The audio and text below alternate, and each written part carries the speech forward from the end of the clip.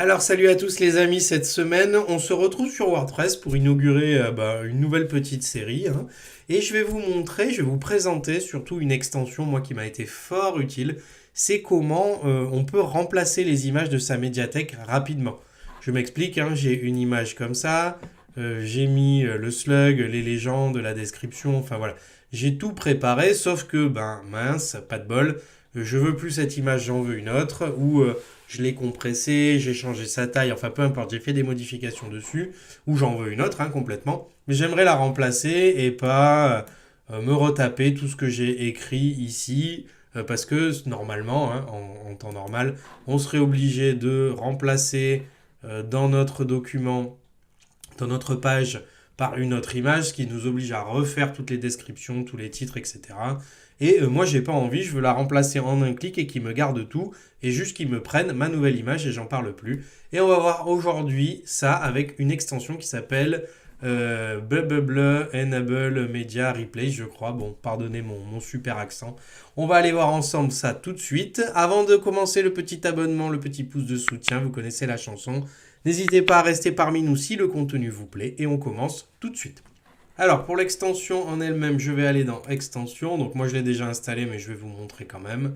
Je vais faire ajouter une extension et elle s'appelle Enable Media Replace. Quel bel accent anglais, c'est formidable. Donc elle s'appelle Enable Media Replace, on l'active, etc. On l'ajoute et on l'installe.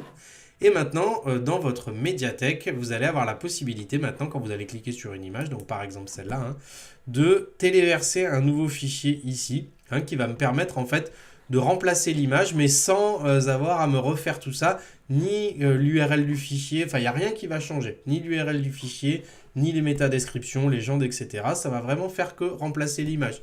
Ça peut servir aussi si vous l'avez compressée, que vous voulez la rajouter, ça évite de la rajouter dans la médiathèque, et de devoir tout refaire à chaque fois. Donc, moi, cette image, elle est issue de cet article-là, hein, comme ça. Donc, on va le faire en live.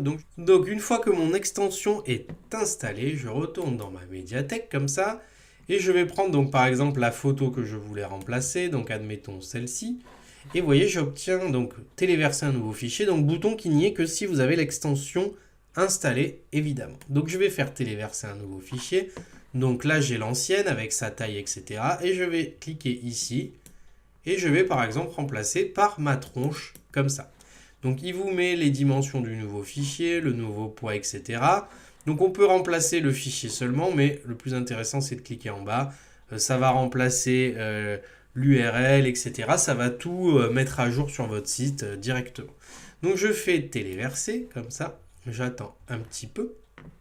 Donc c'est une image issue, hein, de cet endroit-là. Donc je fais téléverser un nouveau fichier. On va attendre un petit peu. Ok, c'est parfait. Je retourne sur la médiathèque et si je vérifie, hein, j'ai bien ce fichier-là avec, comme ça, les mêmes méta ici à cet endroit et avec l'upload du nom de fichier, hein, qui s'est fait sans problème. Et je peux vérifier maintenant sur mon site. Je vais actualiser comme ça. Et sous vos yeux ébahis, j'ai bien mon nouveau fichier qui s'est mis à la place et ce qui m'a permis de ne pas changer tout ce qui était là-dedans parce que c'est vrai que c'est un peu long. Donc là, évidemment, c'est une image complètement différente, ce serait un peu idiot. Mais c'est vrai que quand on modifie que le titre de l'image ou que le format, par exemple, quand on passe d'un JPEG à un WREPP, là, je ne sais plus comment ça s'appelle, voilà, etc. Quand on fait ce genre de manipulation, et ça permet comme ça de gagner du temps. WEBP, rien à voir, REPP, aucun rapport.